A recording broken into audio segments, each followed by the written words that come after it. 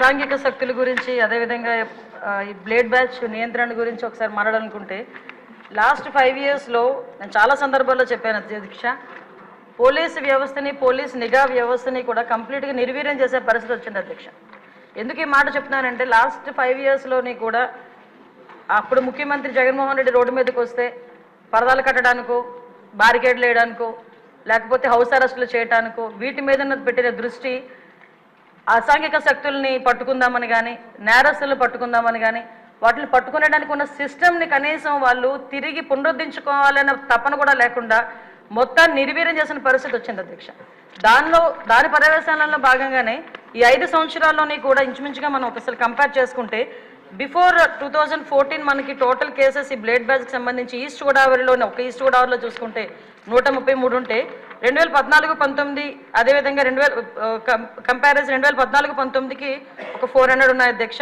2019-24లో ఒకసారి మనం చూసుకుంటే అధ్యక్ష దగ్గర కేసెస్ అవన్నీ కూడా దగ్గర డబుల్ అయిన పరిస్థితి అధ్యక్ష. వీళ్ళ మీద ఎన్ని పీడీ యాక్ట్లు పెట్టినా ఒక ఈస్ట్ గోదావరిలోనే ఇంచుమించుగా 500 వరకు కేసెస్ నమోదు బ్లేడ్ బ్యాచ్ని ఐడెంటిఫికేషన్ చేయడం అధ్యక్ష.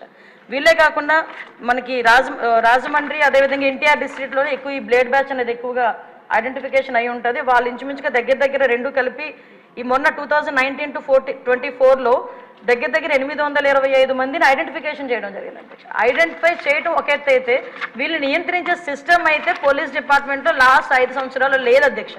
ఎందుకు ఈ మాట చెప్తున్నానంటే దగ్గర 15,000 సీసీ కెమెరాలు 2014-19 వరకు టీడీపీ హయాంలో పెడితే ఒక్క సీసీ కెమెరాని పెట్టకపోవడం సరికదా ఉన్న సీసీ కెమెరాలను కూడా పునరుద్ధరించుకోకపోవడం అనేది నిజంగా ఒక సిగ్గుచేడు అధ్యక్ష.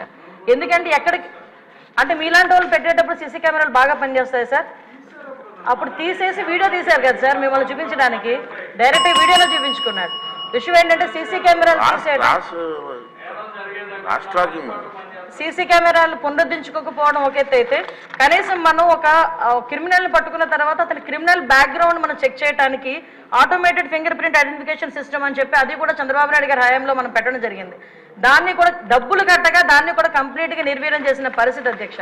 అవే కాకుండా మనకి ఇంతకు ముందు ఏదైనా ఈ బ్లేడ్ బ్యాచ్ కానీ ఎవరైనా అసాంఘిక శక్తులు ఎక్కడైనా ఊర్లను వెళితే ఆ హౌసెస్ దగ్గర కూడా మానిటరింగ్ చేసేవాళ్ళం అధ్యక్ష. ఇంచుమించుగా వాటికి సంబంధించి LHMS అని చెప్పి దాని ద్వారా కూడా లాక్డ్ హౌసెస్ ఏదైతే ఉందో అక్కడ కూడా మానిటరింగ్ ఏర్పాటు చేసి అక్కడ సీసీ క్యామ్స్ ఏర్పాటు చేసుకుని వాళ్ళు వచ్చేటంత వరకు భద్రత కల్పించడం, అంటే మామూలు మైన్యూర్ లెవెల్ వరకు కూడా పోలీసింగ్ వెళ్ళి వాళ్ళు భద్రత కల్పించే పరిస్థితులు లాస్ట్ గవర్నమెంట్లో ఉండేది.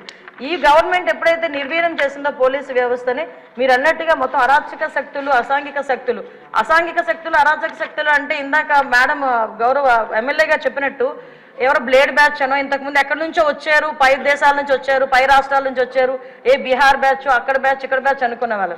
ఇప్పుడు అలా కాదు, అది ఆ బ్యాచ్ ఈ బ్యాచ్ కాదు, వైసీపీ బ్యాచ్ అన్నట్టుగా అసాంఘిక శక్తులు ఎక్కువగా అయిపోయి ఈరోజు కనీసం రాముల్లో గుడికి భద్రత లేదు, బడికి భద్రత లేకుండా అయిపోయింది అధ్యక్ష లాస్ట్ 5 సంవత్సరాలు కూడా.